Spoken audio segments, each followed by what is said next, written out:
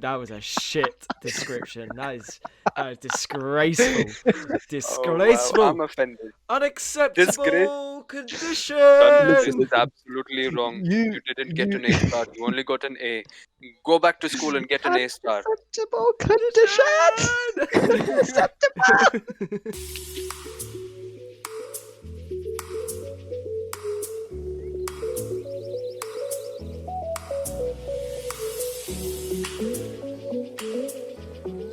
Hello and welcome to the most spectacular fucking hell, I can't do this. Fuck it. Welcome Can to. we just keep that? That is We'll an keep intro. We're keeping that. We're keeping that. Right there. Welcome to the AM Filmmaking Podcast. This is episode 9, and once again, I am joined by Abs and Pran. They are both here in this chat. And Yes. yeah, Hello. boy. Indubitably, yes. Absolutely perfect. Absolutely. And today we are going to be reviewing our second superhero movie, which is another movie selected by the public, as well as helped by our votes as well. And it won by one vote, which is going to be, judging by the title, Captain Marvel, which was made in 2019. So we'll get into details about that later in the podcast. But for now, we're just going to catch up a little bit. So from when we are recording this, today is a big day for Boris's big speech in terms of like what the road ahead is going to look like when releasing the lockdown. It's not necessarily going to be making any drastic changes, but it's kind of laying a map ahead, I think. If anyone wants to add, I don't know. I don't even know. It's known as the alert system, isn't it?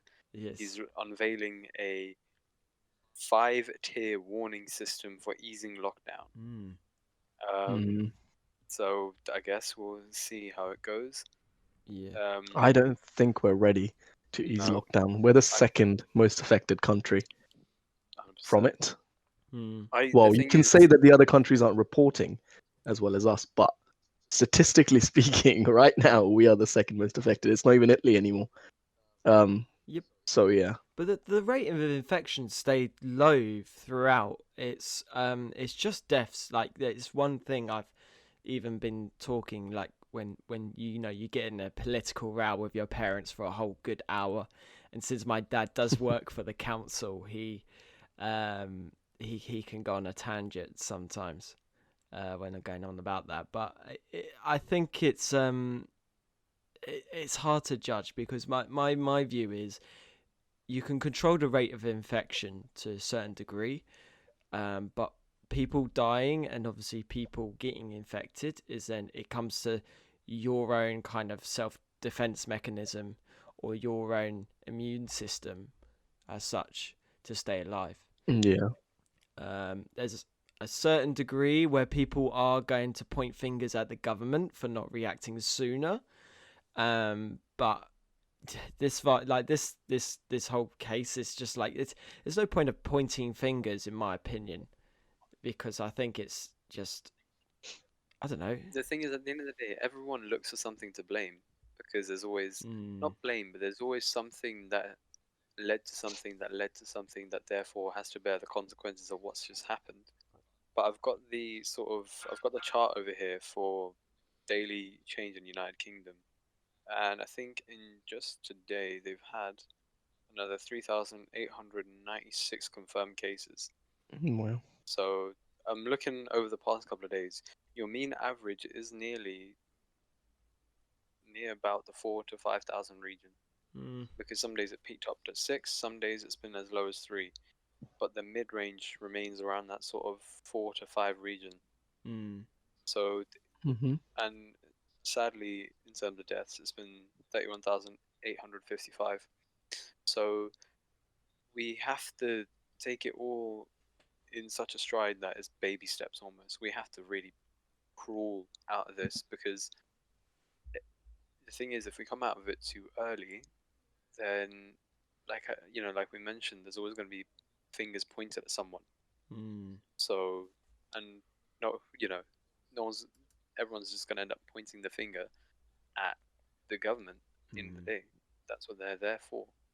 Yeah, and there's Finger 100% chance there's going to be a second wave if they ease it too soon. in light of recent events as well.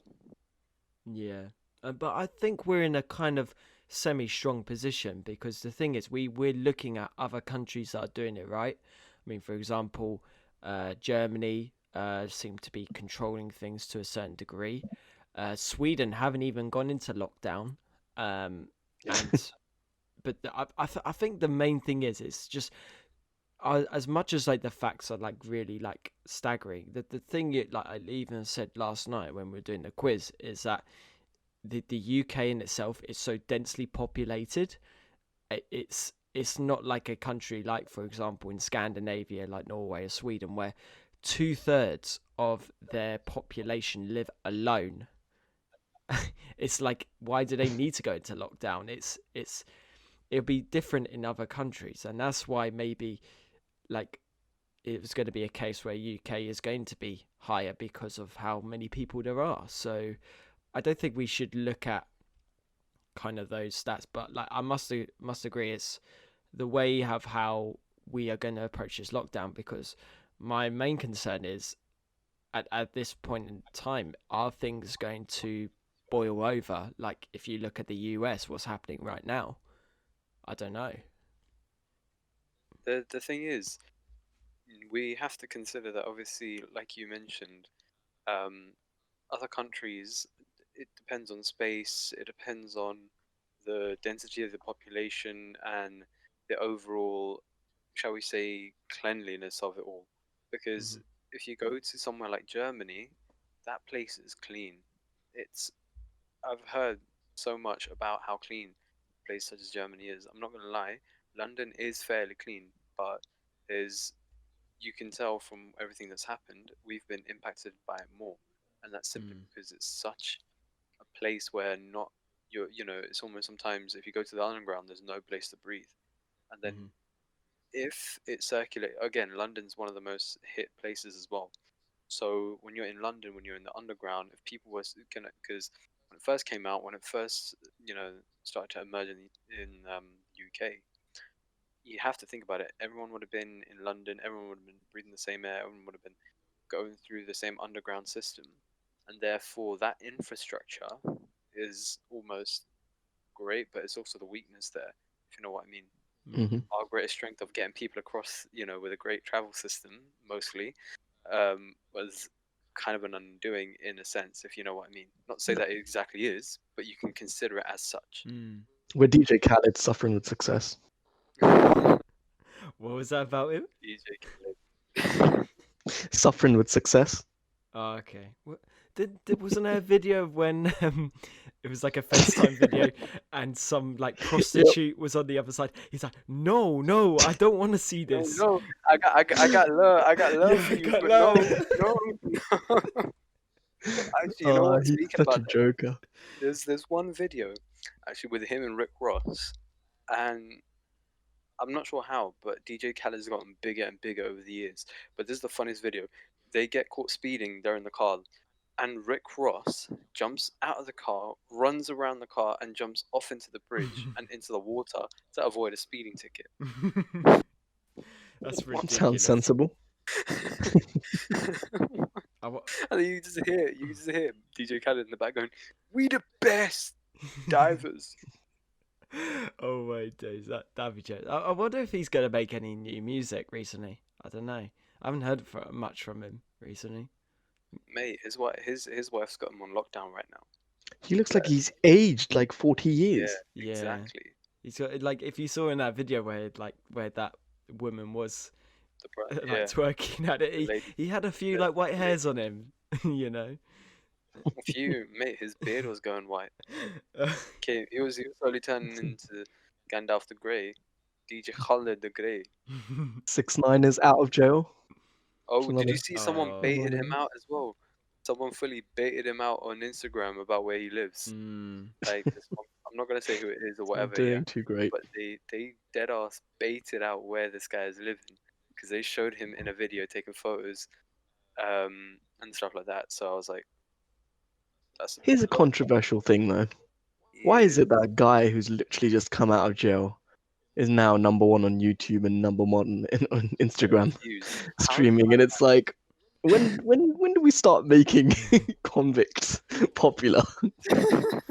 Yeah. When did that happen? Why did he get in jail for the first place? I can't actually remember, because I remember I was like, oh, who's this guy? He made that weird song that goes clap clap clap, and I don't even know. like They that all sound the Fifi. same. I don't know, and like I just get confused by these rappers, where it's just like I don't know. Well, why did he get in jail? Racketeering, weapons, drug charges. Oh, He bro. pled guilty to 9 charges, including conspiracy to murder and armed robbery fucking hell! in 2019. Fucking hell! And yeah, he testified. Jeez. Prosecution. testified in Went to snitch jail on for 2 everyone, years. Jeez. Okay, stay So- away from so- 6ix9ine then. That's my All that, and he comes out and he's making money. Mm, He Great. gets the highest views of any Instagram live ever. Yeah, And he's 2 million fresh. views. Yeah, Jesus. I don't like the thing. It's great. Is, He can just continue his business as normal. Nothing yeah, happened. that's it. Jail He's was just a good. little holiday, wasn't it? It was a little stunt for him, wasn't it? It's a public. Call it a publicity stunt where his life's in danger, but I was gonna say someone's just gonna pull out, because if he lives in America, someone's gonna pull out a gun and just shoot him in the head. Like that's just mate, what's gonna too happen. many. The thing is, I'm not even gonna lie. Considering that there's too many people are passing away like that, did you? I mean, in actual other news, as well, a jogger in America, I believe his name was Ahmed Arbery, Yeah. who was shot and killed by a father and son, who have now been charged with murder. So I think that it took 3 months actually Mm-hmm. to actually get them, on the charges, but over the past week they managed to actually get him, and it's the thing is, it's sad. It happens all the time, like these kind of things. And yeah, Yep. yeah, and that thing really blew up on social media where they all jogged on his 100%. 26th birthday. It's just Yeah. really shocking. It reminds of like it's like it's just horrible to see, and it reminds me of when the London riots were around because of that. Wasn't it a police officer that killed another? I can't remember his name, but he was obviously from an ethnic minority, and then people were just like outraged by it, and then everyone just started like trashing the whole place and everything. Mhm. I mean, there's been so many things, like that kind of conflict that's been going on. Yeah, and it's never going to end, to be honest. isn't it? These are just things that are going to be regular. You can hope and pray one day that Yeah. we find the humanity in each other and decide to remove conflict and just roast each other, but because roasting is the only sort of applicable method of Yeah, Sit at home, listen to the podcast. Don't shoot people. There we go. exactly. that's There a you good. go. That's Yeah, a good. look. That's a good Message message. of the day, kids. No more knives, no more guns. Just stay at home, listen to the podcast, eat a KFC whenever you get the chance. And Take your anger out on abs if you need to. what do you mean Do take that. it? You know what? You make me so mad. See? And that gives me entertainment. Don't shoot. By him the then. way, viewers, I'm not gonna shoot him. I'm just gonna sit back and Possibly get as much anger to roast him one day. possibly better entertainment than the movie we're reviewing today, Captain Oh, Marvel. wow. Yeah. There we go. Pranav, why not Jeez. introduce the movie since you love it so much?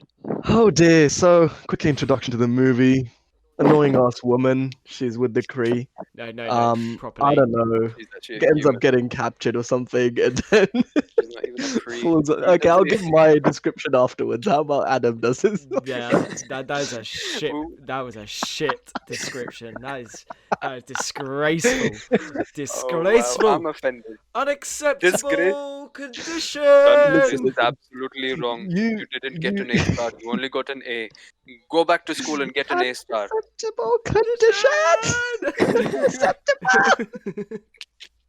all right. Let's calm things down. Shanti, boys. Shanti. All right, please, Adam, take it away. All right, here we go. So today we are reviewing Captain Marvel, made in 2019, described And this is the description. It is Carol Danvers becomes one of the universe's most powerful heroes when Earth is caught in the middle of a galactic war between two alien races.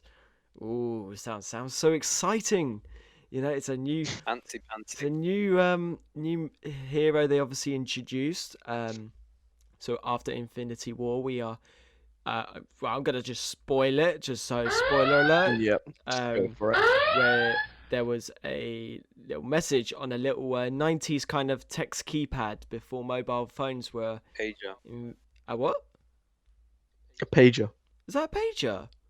Yeah, it's a That was pager. a pager. Yeah, it's because it was. I can't remember when it was set off the top of my head, but they would use pages back then because that's the shizzle.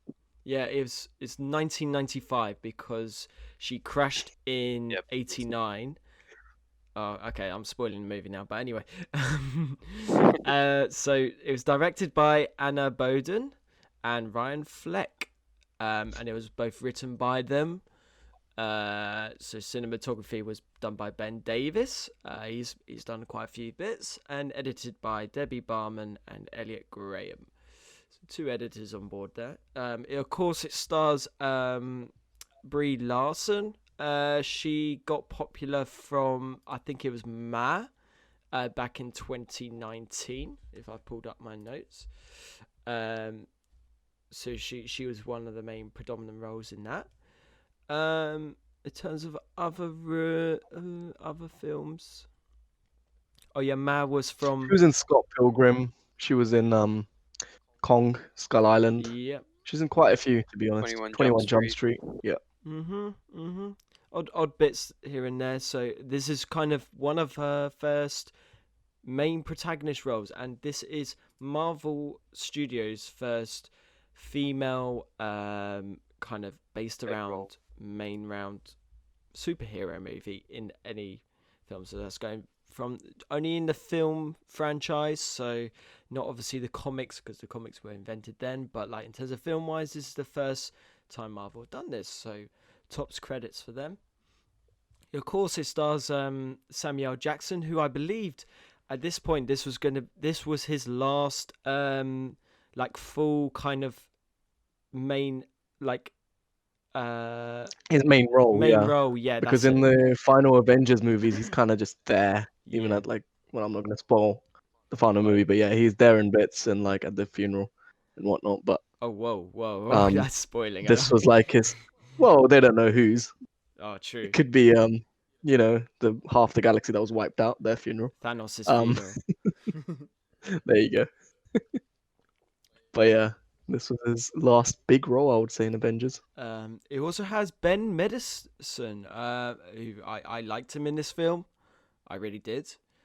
Jude Law, Anna Bening, and some returning other obviously comic book characters, and other people that are predominantly famous. So, I think I don't know who wants to kick us off with like the kind of overall thoughts. I mean, Pranav. I mean, we can already tell, even when you were giving your description. I mean, you can recite your description again. I could do. Go on. What's your overall feelings and don't know. opinions? Let's hear it. The Sam. movie's just mediocre as fuck, man. It's like, even when I watched this in cinemas, I remember this was like before Endgame, wasn't it? Yep. Yeah, it was. And it just felt like a filler movie, really. It was just there to make the money. It was like, oh yeah, here's where Captain Marvel's from for the people that don't know her. And they just kind of made this movie. It's just very meh. There's nothing that stands out about this movie that I can say, wow, I can watch this movie again. I had to force myself to watch this movie again. Wow. Okay. Fair enough. That was a better description or better opinion than we did earlier, so I must say. Pretty much. But visually, the movie's good, I'd say. But I will go through bits and scenes a little later. What about you, Abs? What would you feel like probably rewatching this again? I don't know. My views were mixed when I watched it in cinemas with you, mate. When we went back in like March last year when we watched it, and still remains mixed. It still remains mixed because there's part of the movies that was completely lackluster, and then there was parts of the movies where I was like, okay, I somewhat like the scene. Like I said, pre-recording, there are certain bits and pieces which were saving graces to the film. I think I've actually got it written down. I mean, regardless of Pranav absolutely hammering away at the film and destroying it for what it is, you have to um, respect that it is a very high-grossing film. It had a budget of I think 175 million, so similar to Thor Jeez. Ragnarok, and it made a whopping 1.18 billion. Jeez. So that was actually more, in fact, than Ragnarok, which was 2 years before, and you can imagine how high regard that was held. So this is kind of like a very peak pre-Endgame movie release. So you can imagine all the hype that went into building this movie. So that's why it was praised, in fact, by a lot of people, especially Brie Larson, who was quite praised. I'm not sure how Pranav feels about that, but we'll get into that We in will get a to that. minute or two. But yeah, like I said, there's saving graces, but there's also some things that let me down drastically. How about yourself, Adam? What do you think? Because I know what your reaction was when we came out of the theater. I can't actually remember after reacting to the film. I think, yeah, I wasn't really attached to it. I was kind of watching it. I mean, there were some elements that were really good and kind of like pushed along. But I just felt, yeah, that was a lot of moments where it's just like that's not very good. But I don't. I'm in a split. Like I said, I'm in a tightrope between, again, like we were mentioning earlier, is who to blame in terms of why this kind of massively hyped film didn't live up to its expectations. And that split is obviously between Brie Larson and I think the direction from Anne Boden, like, and as well as the screenplay to it. It was very split in between of who to blame, and it kind of intertwines in between them. But hopefully by the end of this podcast, I can kind of make up my final decision in terms of who I really want to say made this film not to its potential, I should say. Because I must say it's just an okay film. It's just okay. Like it's not like completely terrible where I'd be like that like this is oh, this is shit, like whatever. But I think it's just, yeah, it's just that just about It's one we middle. have to get into. It's one we have to get into to truly Yeah.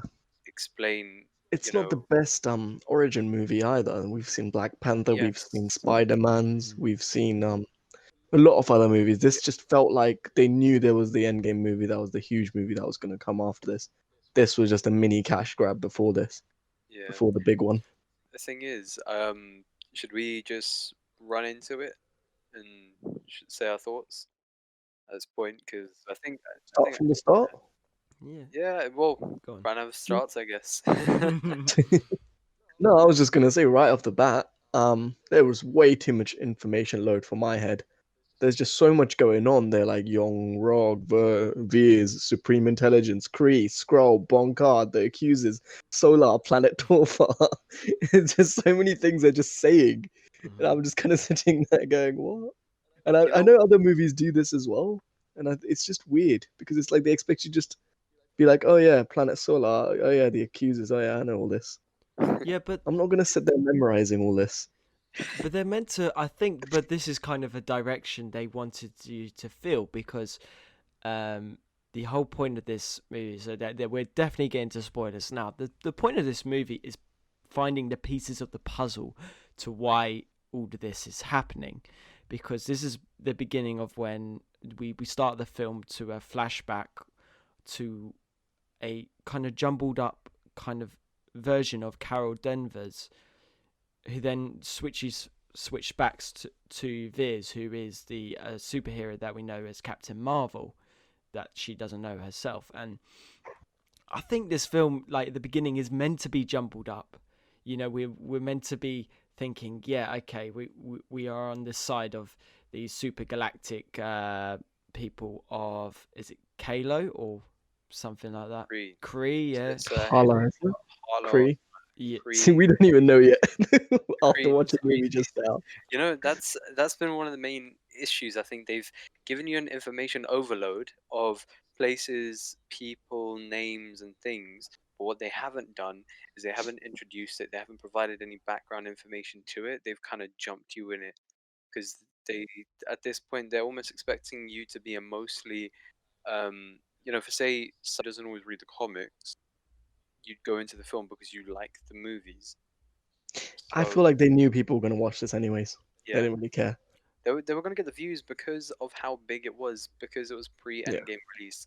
So everyone wanted to know what was, you know, so mad about it. I think, you know, this film, well, if we're going from the beginning, like the intro was quite lackluster. I mean, the one thing that made me smile was the Stan Lee tribute.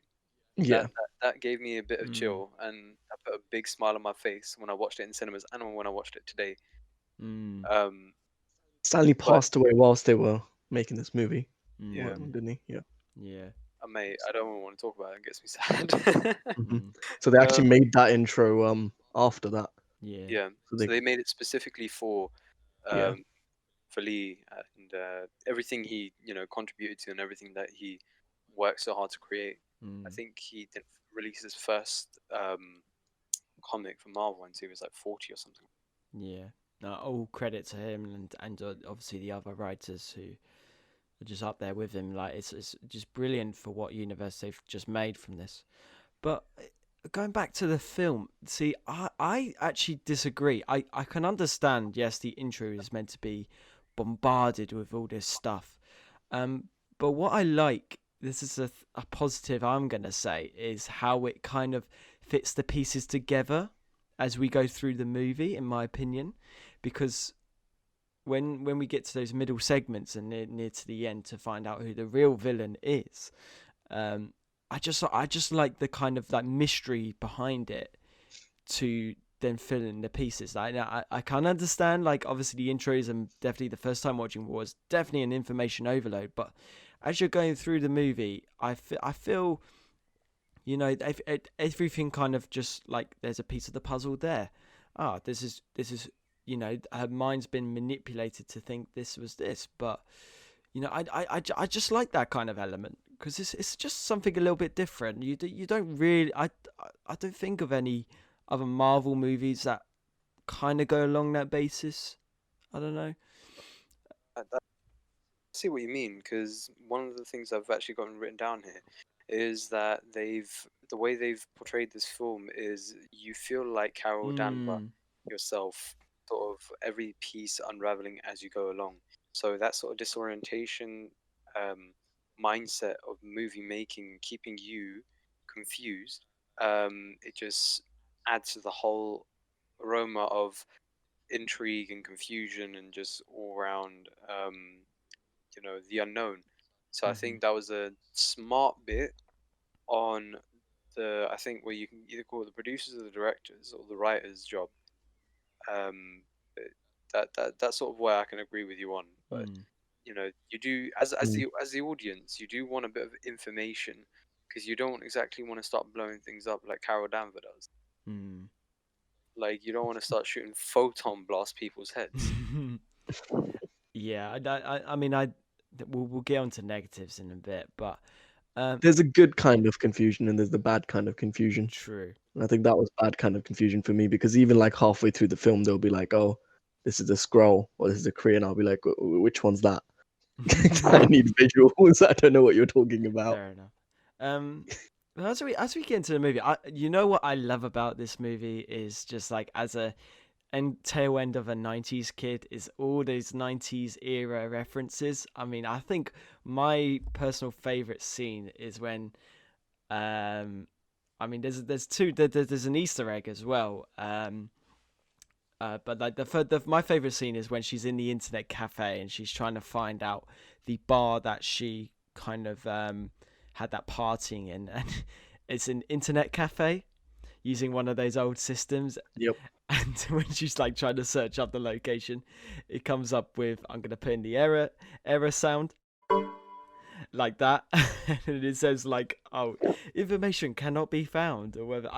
And the way she's like typing on the keyboard, I just love that because it kind of reminiscence of how when I first got a computer and how slow I was with the keyboard. I'm going, oh, what does this do with my Windows XP? I don't know about you guys. I just love those little elements. There's little positive visual quirks, isn't it, or visual cues.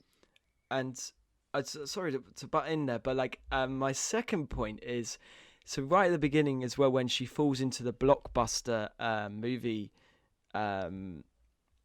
store, you know, when she gets freaked out and she shoots a kind of what do you call it, like a portrait poster or what? Cutout. That's it. Yeah, that's it. It was, so the first fact I would like to take, hopefully Pranav hasn't taken it from his fact of the day, Go for it. is it's actually Arnold Schwarzenegger. He's getting his head blown off, but in actual fact it was actually meant to be Jim Carrey, because obviously during the 90s he was very synonymous to the comedy, like such as The Mask, and other films that he was involved in. So, but instead they just put in Arnold because I think that's what the rights they gave him to it. To be honest, You can blow off my head with a shotgun. Get to the chopper. Quicker down. Very quick question about that scene. So she shoots the cutout when she sees something behind her. What if that was an actual worker at a Blockbuster? Yeah, but it was closed. That was one of the first questions that I had. Is that, well, she didn't know if it was open or closed. What if she landed and just walk about and blew his head off? That would have created a very different movie. Yeah, potentially. I don't know. Who knows? That was something interesting for me. No, it was just. And then obviously she comes out, she speaks to the police officer, and then she manages to get in touch with her friends, and then meets Nicholas Furington. I must say, this is one of his best performances in the Marvel universe. I think it comes very close to his performance in The Winter Soldier, which is actually my favorite Marvel superhero movie of all time.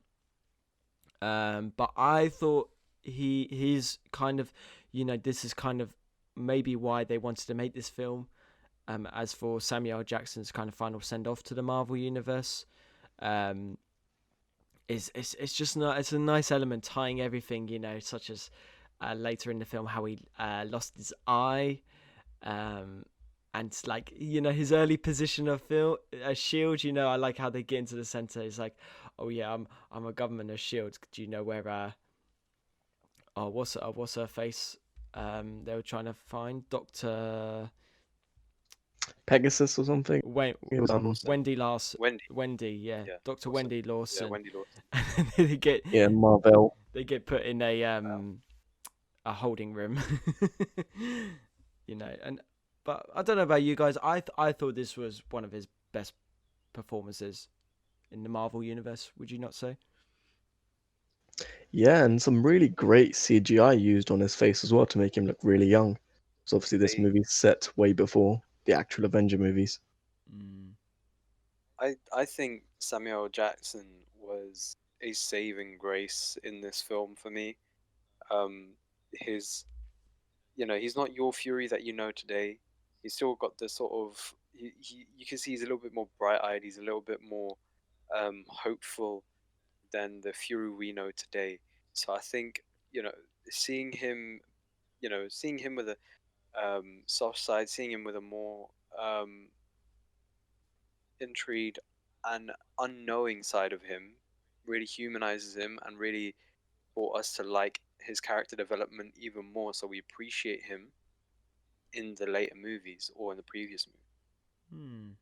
Yeah, and yeah, it's just nice. It's really nice to watch, and I think there was really like between Samuel Jackson and Brie Larson, they bonded quite well. I think, especially the scene in the bar where they trying to find out if Nick Fury is a Skrull or not, and they're trying to find out a bit more detail from each other. I thought that was just a really nice touch between them two. I think good bonding scene. I think that was really well done. Mm. But again, I have another burning question inside me. Go on. You know the code words that they use first of all for Kree, where they say those first four letters and then the other person has to reply the rest of the 8. Yeah. First of all, that system's completely broken. I don't get how someone can't just read out the other person's code, as in just memorize what they're saying and use it at a later time. But anyway, when she says that the other race Skrull, when they change it to the other person, they only remember a little bit of the memory, and she tries to check if Fury remembers the rest of the memories. Surely the Skrull could have just been saying anything. She doesn't know Fury. True. But but the Skrull would only be like if you said where you're born, and then they go, oh yeah, I was born in the USA, and they go, okay, what part of USA? They go, the USA. That's what they're trying to find out. It's those little significant details. That's what they were trying to look out for, and it shows when they were in the research facility, when we are greeted by Talos, who's obviously the leader of kind of the Skrulls, kind of shows in that. And I must say, I actually like Talos as a character. I thought Ben Mendelsohn played it really well, in my opinion. I don't know about you guys. I thing is, I liked Skrull's character. Talos' character. He was a little bit of comic relief that we needed in the film. I think he played an anti-hero so well. Like, he's meant to be evil, but at the same time he's not. He's got that comedic quirk, and I liked how well it bonded with the film. I think he was again a saving grace in my eyes. I don't know what you guys thought. I mean, there were a lot of saving graces in the movie. Yeah, I was gonna say that it's not like completely trash, because there's some like bits of thread that's like neatly knitted together, and then there's some that's just like, oh fuck it, I've made a massive mistake. Oh, don't worry, I'll cover it up. Oh, don't worry, I've just stabbed you in the neck with a pencil. I'm just gonna let the blood pour over the floor. Hey, we'll save that. We'll save that for the Dark Knight, yeah. But I think my favorite. I'll also say, go on. I was just gonna say my favorite quote from Talos is just when Maria and saying like, "Don't you come near me, or I'll shove this to a place that you're not meant to know." And he goes, "Oh, am I meant to know where that is?" And then Carol and Nick go, "Your ass." I was just like, "Oh shit." Simultaneously. But go on, Pranav. What were you gonna say? I was gonna say I quite like the scene with when Carol first meets Maria. That was quite an emotional scene when she's talking about losing her best friend. That was the hardest part. I think that scene was really good acting by Maria, who's Lashana Lynch. I think the music in the background and her just explaining the story, that added a lot more emotion to the movie. But then, which kind of gets killed by a Captain Marvel's reaction of just, it's like, it was a really good scene, and it could have carried on a little bit longer, just the emotional bond between them two, because they were obviously friends for years. But I don't know. I think a lot of I feel like everyone but Captain Marvel in the movie was doing a lot. I'm gonna this is a first. I'm gonna disagree with you, Pran. This is my opinion, yeah. Yeah. It's quite a strong one. I actually didn't like the kind of bond between them two. I felt it was a bit unnecessary. I don't know. It felt for me it was too long, because okay, yeah, I get it. They're trying to like recap on the past and in terms of, you know, it was quite like there was some scenes where it was just like, oh, it was quite hard hitting, but it didn't really have any kind of, I don't know, just it just felt a bit irrelevant. I don't know, because when you do get those scenes, for example, just from the top of my head, um, such as Biggs and Luke Skywalker from Star Wars, from Episode 4, where Biggs, you know, they catch up with Luke very briefly, or like kind of there's an extended scene of how, you know, how they used to fight with each other, and then they go off to a fight. Unfortunately, Biggs gets killed. But like with Maria, it's just like, oh hey Carol, I haven't seen you in ages. Let's have a 15-minute conversation. This is my daughter, blah blah blah, and then they just kind of go, oh right, cool. Bye, Maria. We're gonna save the world. That's just what it felt like. See, yeah, that's exactly the thing. It's like she was basically trying to explain how the hardest part wasn't that whole accident thing. It was the fact that it was a super classified mission, so she just had to act like her friend was just dead, even though she knew she was alive somewhere else. And I think that bond there was quite strong. But yeah, I get your dumb part of the scene where it's like she has a daughter. I'd expect Captain Marvel to be like, no, you shouldn't come with us, and Maria to be like, I want to come with you. I want to help my friend. Yeah. It was the other way around. She was like, I don't want to come, and she's like, no, you gotta come with me. Yeah, She was bitch. like, no, it was Bitch, I got a family to feed. You ain't coming now. her daughter fully went, yo, are you gonna sit here and watch Fresh Prince with me? Are you gonna go up there in space? Like, that is dead ass what she said. And that scene was, I found that hilarious. Her daughter just going, listen, don't be boring, go do something. That's basically I think that whole thing was the other way around. I think it would have made more sense. But her wanting to stay and being forced into space was just dumb, because she could have died out there. Exactly. She had a very human reaction to it. It's like, no, I have to look after my child. And then they decided, you know what? They wanted to give everyone a little bit of a middle finger, really. And went, you know what? The daughter's going to put her into it. Yeah. So, hypothetically, if her mother died while she was in space, would that be the mother's fault, Captain Marvel's fault, or the daughter's fault? Captain Marvel's. No thinking required. Wow. All right. Imagine- you should but- be taking this responsibility. Imagine the possibilities, though. Can you imagine though? Because if Maria did say, yeah, I want to save my family, and then the daughter takes care of herself, and then say Maria accidentally dies, can you imagine like the possibilities? Like the daughter could then, you know, take up a revenge plot. That could be a good title for a sequel. Kind of when she grows up, she wants to go and hunt down Captain Marvel and extract the energy. I don't know. That'd be a nice. That would have made a way better movie if like there was an emotional ending to Maria instead of just a random human going into space with no powers and surviving all that. True. Yeah, I mean the thing is, you know, there's certain bits where I was just questioning the logic. One thing I have noticed in the films is they really love to make Nick Fury crash into cars or crash something, because there's that scene where he's in the car, he realizes that it's a Krull with him instead of the real Phil Coulson, and he swerves into the front of a truck. The Krull, you know, the Krull guy dies. Whatever his name, Skrull or whatever. Sorry, I'm calling it Skrull. He dies, but Fury just hobbles out of it with a small scratch above the eye, going, "Yeah, I'm okay, mate." Like, the thing is, I've noticed that in this film, there's so many situations where they just put Nick Fury in a position where he's just getting absolutely battered. He fights Talos, and Talos just makes him look like he's in a Dragon Ball Z movie, just stops midway. And like his. They hurt Nick Fury, and I have a personal issue with that. Or vendetta against these bastards. And I like, and this is like why I like how Nick Fury's character's all tied in, because it's almost like when you watch the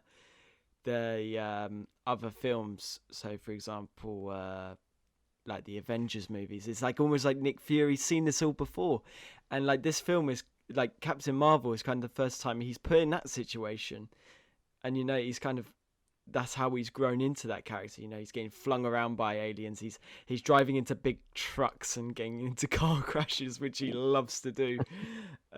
Which I haven't really noticed that. We could do a review on Samuel L. Jackson's best car crashes. I don't know. It's literally, it's like you can hear Samuel L. Jackson reading the script and going, ah shit, here we go again. Fury gets blasted again. Fury gets blasted again. Fury crashes into plane. Okay, that's fine. Fury gets shot in the leg. Oh great. Winter Soldier decides to destroy my spleen. Oh, thank you very much, Marvel. He's a champion, all right. He is. He just Nick soldiers Fury through it must as well. survive at all costs. Mate, he walks through it. Like half the stuff that happens to him, yeah, none of us can survive, and he's just like, yeah, I'll be okay. Don't worry. I'll just wear an eye patch and I'll be cool. We'll get to that scene later as well. But whilst we're talking about logic, I think there was another scene that made no sense to me when she's crashing her plane with Pegasus or whatever. Oh my god. Doctor, whatever. You know, okay, let's just look at that scene. Her plane gets shot. She's crashing. She flies through trees. She goes over a lake, crashes into rocks. The whole jet rolls, and she replies on the response. That's the wing. That was the wing rolling. The jet is skidding across the water. The thing is, it skids and everything, and then it buries itself. It hits rocks. But the thing is, what I don't get is how is she able to hobble out, grab another human? Grab the original Marvel out of the plane, put her on the ground, and be able to do half the things she's doing. I don't like how she instantly responds after crashing. She's like, I copy. I'm here. It's like, no. Take time to feel pain and emotion, please. Yeah. You just crashed. They just went, you know what? Yeah, even before she had the powers, they were like, you know what? She doesn't feel pain, doesn't feel anything. She survives. And the thing is, I was there. I was just there like, bro, you've just crashed. You should have a concussion. Marvel, what is it with you and your their heads were bobbleheads while they were crashing, and I'm like, I've written it down over here. Is whiplash even a thing to Marvel? Like, does that even exist? Is that even in the dictionary of things that are possibly leading to death? Like, potentially, bruh. Or maybe because obviously there's different universes. Maybe this is the universe where no one gets whiplash. Universe with no whiplash. But it's true. But like in Endgame, there's over 14,689 different possibilities and universes. So this could be one of the 14,889 possibility of people not getting whiplash. So maybe that means there's a possibility where Captain Marvel's a likable character. Wow. Wow. Get the fuck out. You know? Right. Or maybe a possibility where Brie Larson is a more likable actor. Wow. You see, I think for that... That must also mean, Adam, there must be a universe where Pranav isn't a prick all the time. Yeah, that is true. Maybe he's such a nice guy, and maybe he could just give me just 1 point in that quiz, and not give me minus points at the end of it. minus one. I just wanted to lose. By that point, I just gave up. I just wanted to lose. Natasha's out there enjoying her money. Whatever. You two are here complaining, Mate, right? I answered 2 questions and I got 15 points, and that's more than what Adam got throughout the entire quiz. I don't give a fuck. I don't give a fuck. Oh. Are you a salt shaker? Anyway, I don't want to talk about last night. Anyway, Shanti, let's get back to the Shanti of it all. Let's go back to being angry at the movie. Yes, yes, not angry at me or anyone else, but I think that even especially that scene, but in a whole overall movie, this is where I'm on the tightrope. Is this cliche? It's called on the nose dialogue, where this is my problem. Is do you blame the actress for the way she portrayed the script, or the way that the script was written? Because I personally think I'm swaying towards the edge of the script was really badly written. For example, I could have felt there was a bit more emotional interaction between Wendy and Carol, and then all of a sudden fucking what's his face, Yon Rag, I don't know, comes and shoots her. One of those, you know. Yeah. And there's so many scenes where it's just like, oh, I'm now going to show the audience I need to go and contact my relatives. oh, now I'm going to show the audience that I'm going to follow this. They're almost like every bit of dialogue is almost like you could tell how it's really predictable what's going to be happening. See, like, because I just feel, I don't know. Who would you blame? Like, would you like? The thing is, I think I agree with you. I agree with you in the sense. I did look into the sort of because the directors sort of co-wrote the film as well. I did look into their filmography a little bit. I was going to come back on this later, but since we're already on it, I'll say it now. They have had not exactly the most successful run in terms of making films. There was one film, I can't remember it off the top of my head, but one film out of the ones that they did was success, and I think that one starred Ryan Gosling. But the other ones, they didn't hit it off as such. And I found that there was like a lot of blowing stuff up and a lot of action, a lot of fight scenes, not enough talking, not enough development between, emotional development as well. So I didn't, it felt jumpy. There was no flow, if you know what I mean, guys. Like I didn't find myself, I didn't find that there was a flow between scene to scene, or there wasn't a flow between the characters sometimes, or it just felt a bit like a jagged edge of a knife. It felt like a DC movie to me. No. Explain No, yourself. I'm just kidding. I'm just triggering people. No. I think overall, I want to hear this now. No. I think overall, I don't know who to blame, because it's like a good actor can make a shit script better. Yeah. And I don't know, a bad actor can make a good script shit. So like it's difficult. I want someone to blame, but there's just so many things wrong with the movie. It's hard to pinpoint. And it's like I did have to, I don't know. Normally with movies we're like, oh yeah, this was amazing, this is amazing. With this one, it's so difficult to find specific points that we liked about it to make it like a likable movie. There was certain it's definitely hard because not everything on this movie was, you might say, likable.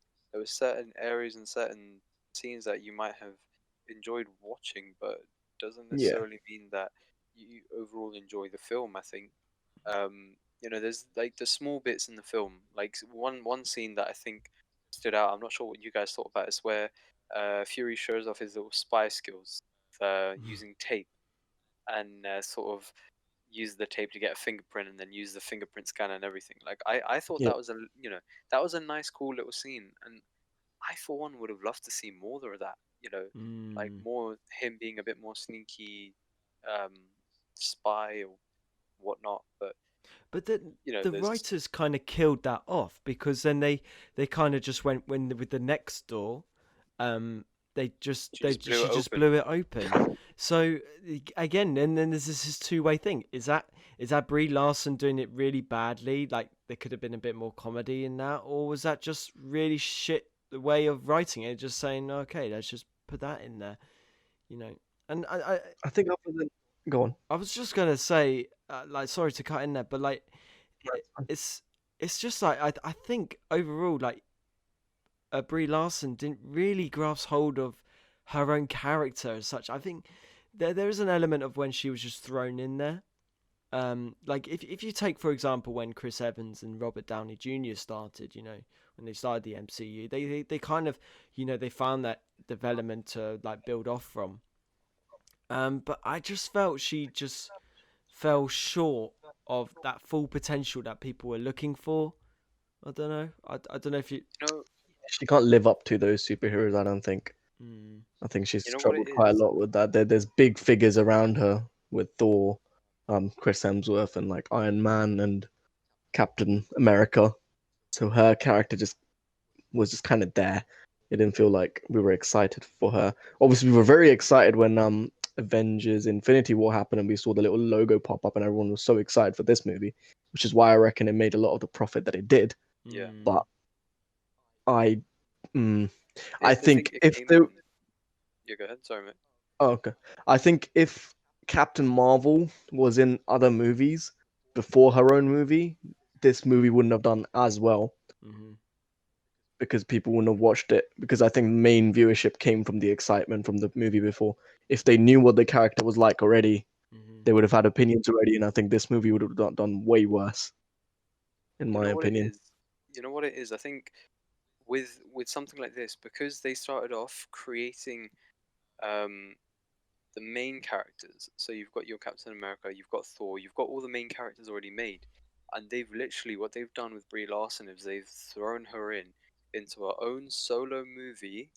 So she's well, I'm not defending entirely everything, but you can't, well, she's a decent enough actor, but way they've put her into it, they've put her into it with a lot of weight on her shoulders.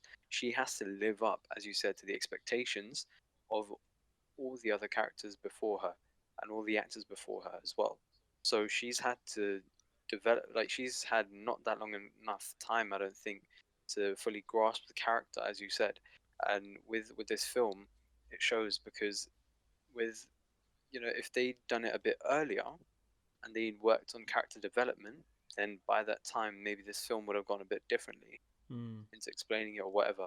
Because with they may have waited a bit too long with it, because when you have the sort of wave of continuity and you throw in the last second a Captain Marvel movie, with hopes to sort of kind of connect a story into it, they've kind of, they've as Pranav said before, it was a filler. They just threw it in just to add like an extra connectivity, and from that they're going to probably bring out 2 or 3 different movies. Can I just say, actually, sorry to butt in. No, go ahead, man. She was announced to play Captain Marvel in San Diego Comic-Con in 2016. Yeah.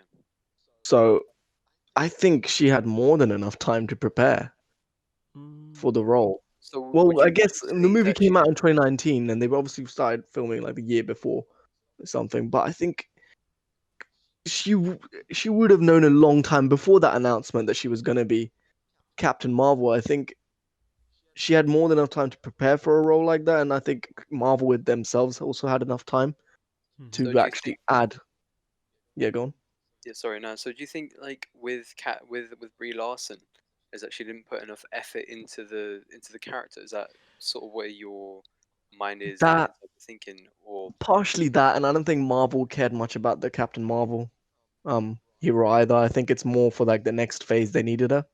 But I think for these movies, if they didn't have Captain Marvel in this, I think if they just showed her logo at the end of Endgame, none of the movies would have been affected. I don't even think we would have needed this movie. But I think. Do you know what I was just thinking? Well, I think this is very similar to how Thor had his own individual movies. There's kind of a very similar recognition, like, because in a way, like before for Ragnarok, they kind of pushed Thor to this kind of overpowered super god, who I thought it's for. I think, like, this is a couple of similarities. I think I absolutely agree. Like, she's kind of just been thrown in there, and you can say, she can have as much time as she wants. You could have 10 years to prepare for her next film.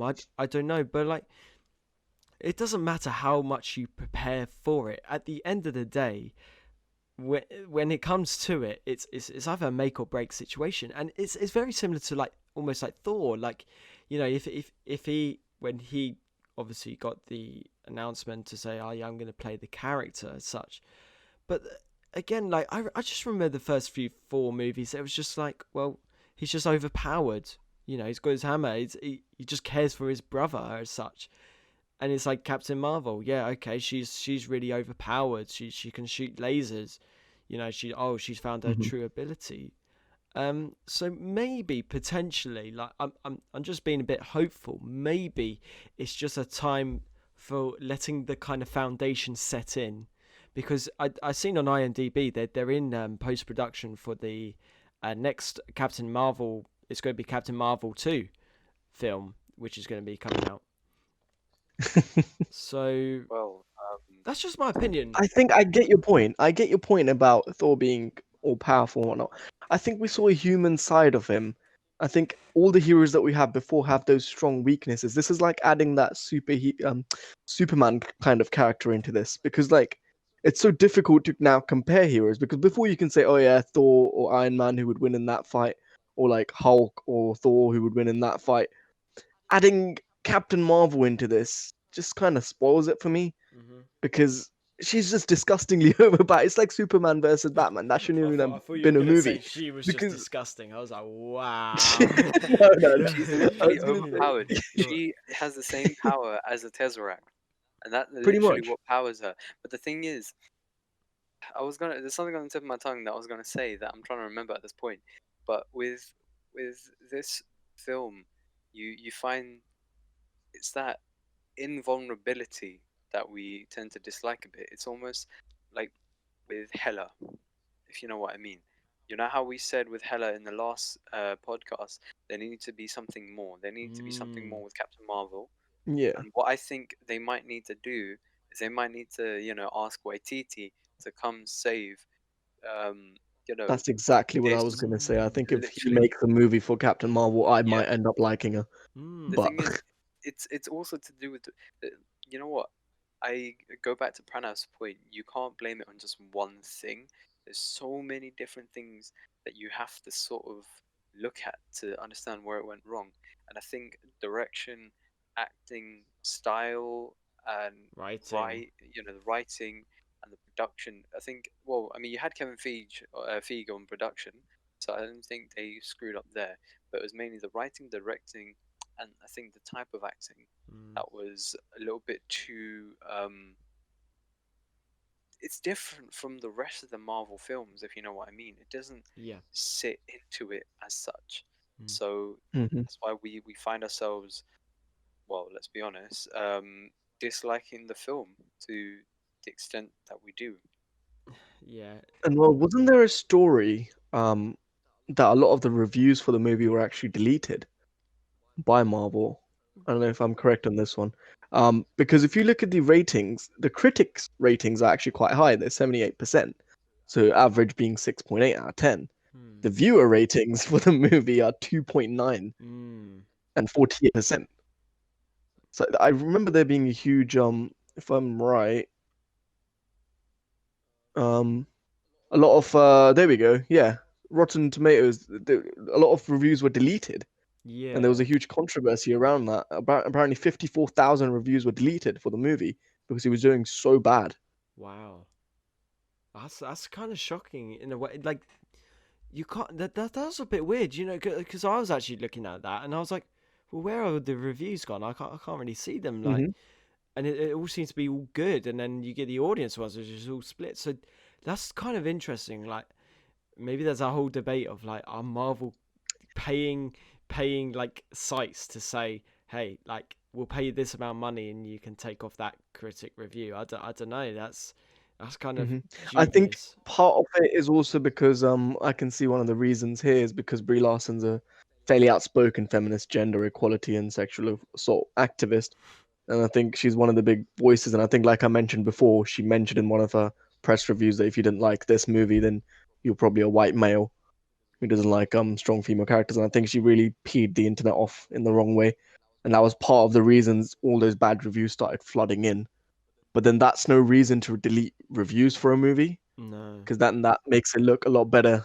No. Than it actually is. I was going to say, and I think everyone should be entitled to their opinion. It's no matter if you're a critic or a just a genuine audience member. Like, if we're opinionated on this, it's like saying if Marvel really were desperate. I mean, really desperate. They'll look at my podcast right now and they go, "Oh, who's this Pranav guy? Howdy, y'all! I'd get assassinated. Fucking give him £1 million and then we'll take his podcast off. Silence him. Yeah, silence him. But that's what it's like. I'll take that. If Marvel want to pay me to shut up about Captain Marvel, I'll take that. But there you go. Set your price up right now. Set the price. Aim for the stars, bro. I'll start low. I'll go for 2 mil and a roll in the next.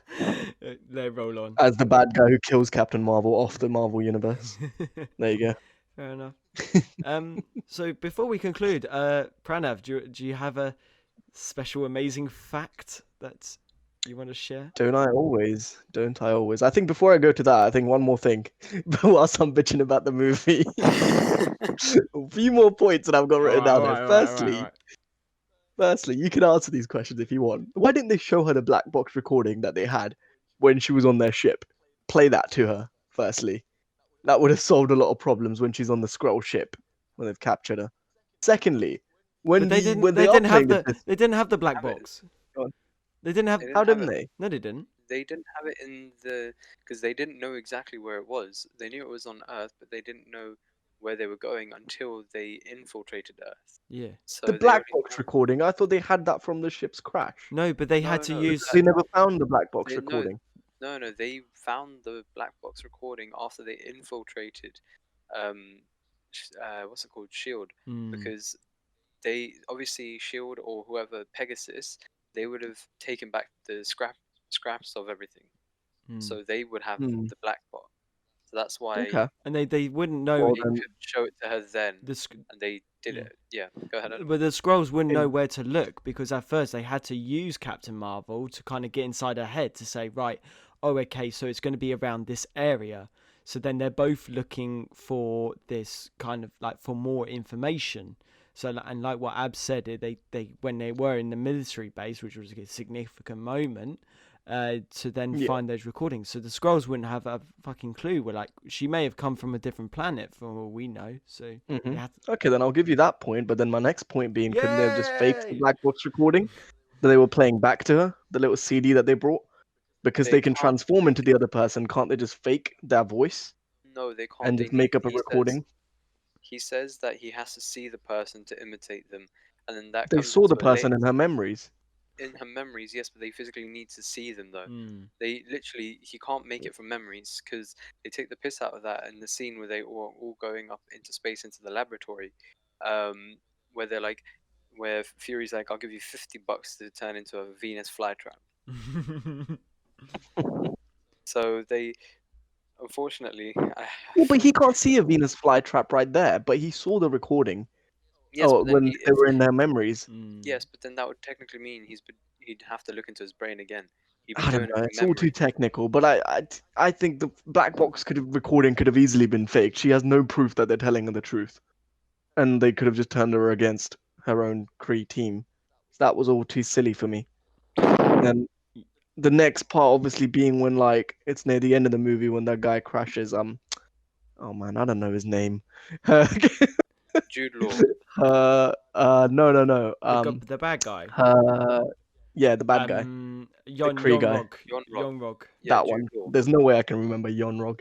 Um, when he crashes and he's asked to fight hand to hand, I thought, oh, this could be a cool scene when she could finally like not use her overpowered powers, obviously, but she makes the bitch move of just shooting him with his laser, and I'm just there like, you have zero respect from me. But This is an unarmed guy asking for a 1v1 fight, and you just blasted him with your RPG. Well, yeah, because that's very much a reminiscent of, right at the beginning where she gets really pissed off by him, of like kind of like say, come on then, punch me, you want to fight me, and then she blasts him, and then obviously that end scene is like you expect. Yeah, but she blasted him back then as well. Even then she can't beat him in hand. I would have liked for this scene to be the ending of that and her being like, okay, I can beat you without my powers.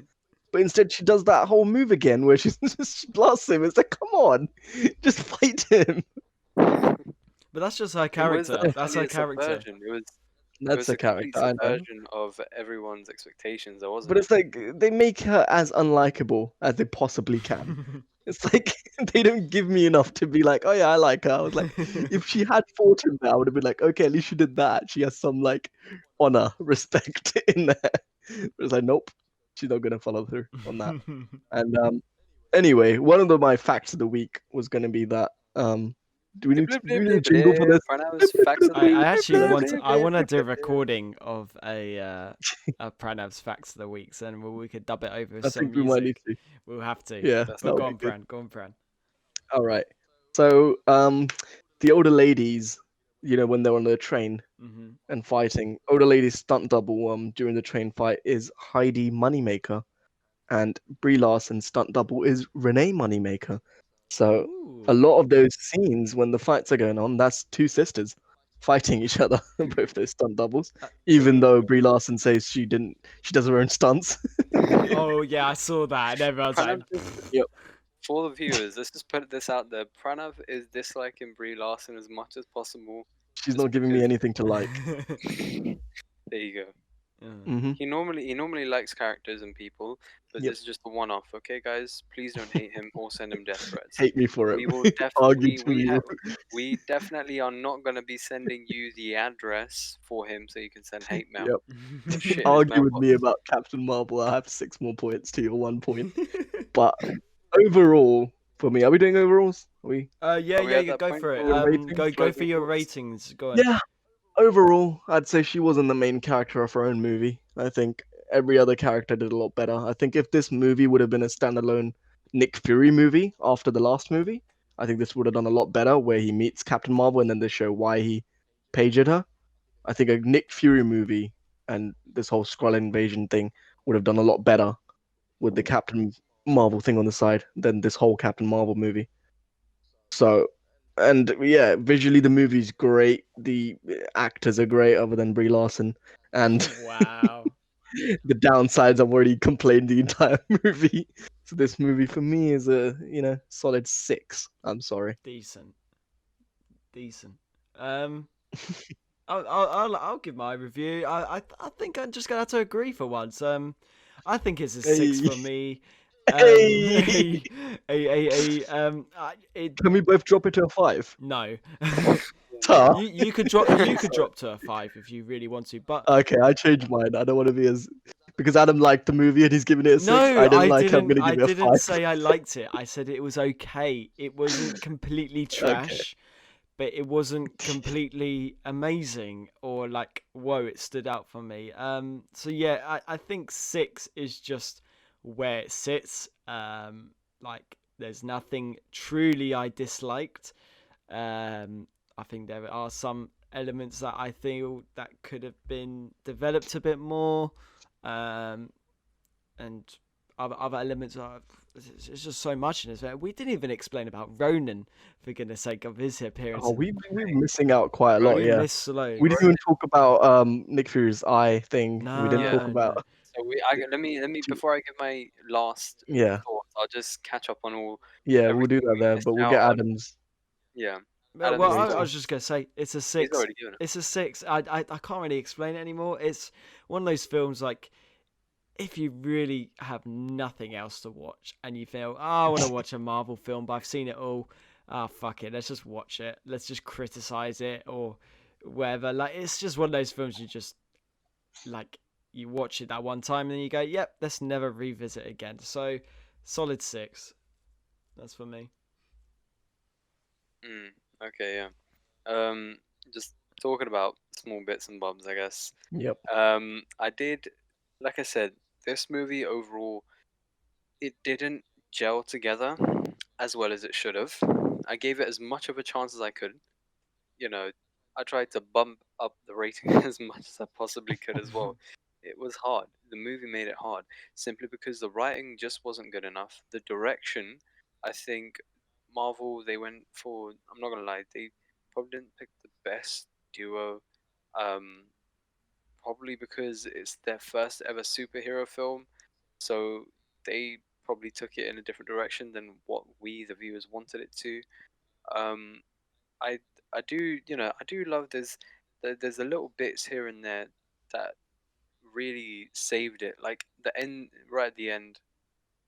Um, you know, you have Goose, you've got Fury being all goo goo gaga with Goose, and Goose decides to scratch the fuck out of his eye.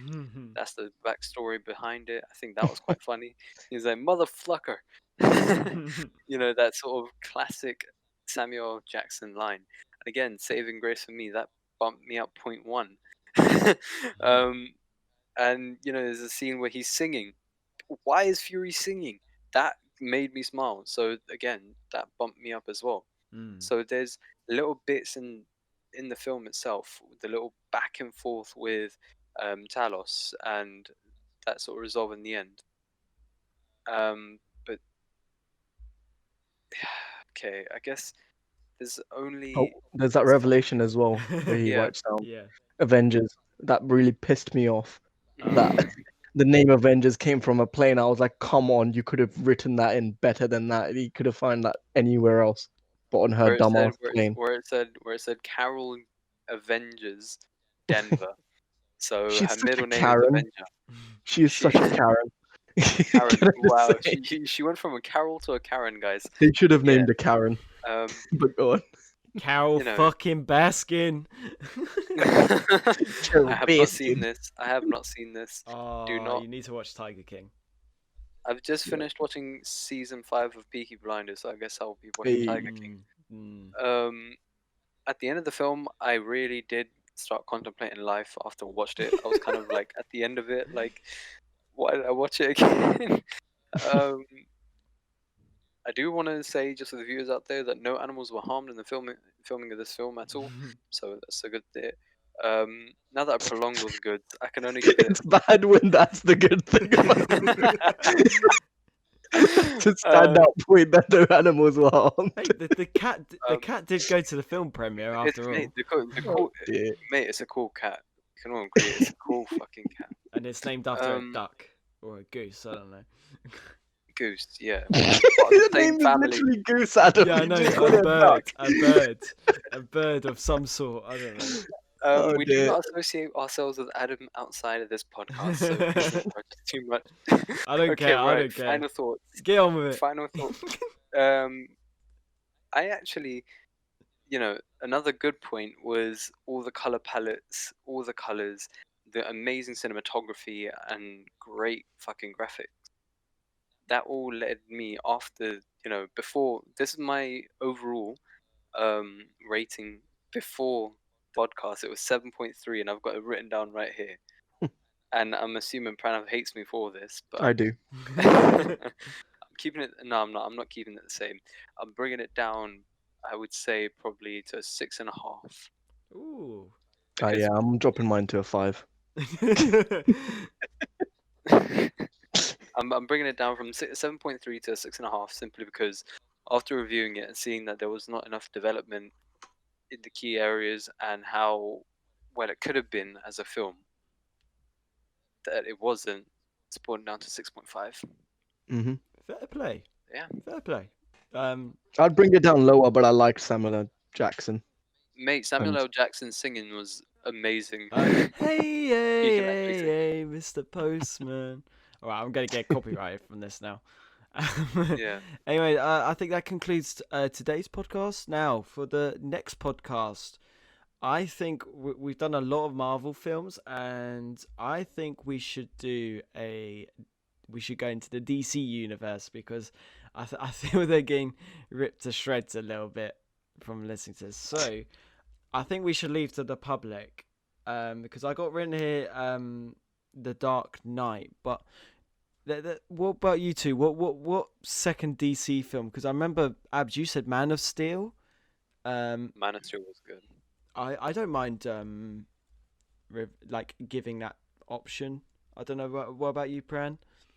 Could do. I'm just thinking quickly. Green Lantern. I think I fucking hate. No. We've already given that option. We've already put that in there. We already have. I only got one vote. Subject myself to another 2 hours of torture. Thank you very fucking much. How about Suicide Squad? No, bro. Jeez. Pick 2 good movies to review. Stop. Okay. I'll make the decision. I think we'll pick 2 really good DC movies. I think The Dark Knight against Man of Steel. How's that seem? There you go. Yeah. Yeah. So executive decision. Thank you. There you go. Someone just needs to say their opinion. But yeah, so this week coming up, so check it out on Instagram and Facebook, so you can cast your votes in terms of what film you want us to see to review next. So it'd either be The Dark Knight or Man of Steel. So very, very probably the best of the bunch from DC in my opinion. But that'll be it for it. I can't speak today. That'll be all today, guys. So you could check out all our podcasts on Spotify, SoundCloud, and YouTube. Link is down below. It's the AM Filmmaking Podcast. I'd like to thank Abs and Pranav once again for hopping on. It's been amazing doing this review. Yes. That was fun. Yeah. It's, Pranav was angry the entire was. review. I That made me Yeah, happy. not the entire review. if you like, I'm just disappointed. and if you do like, That's still fine for me. if you do, I'm used to that. Just keep interrupting Oh him my every God. time he says what was that squeak? That was Pranav. that wasn't me. Was it? Yeah, That it was you. was you. That was you. Oh my days, that'd be funny to edit. But yeah, if you do want to see Pranav rage a bit more, please give this show a nice follow, and obviously, you can email or text your opinions, what you think.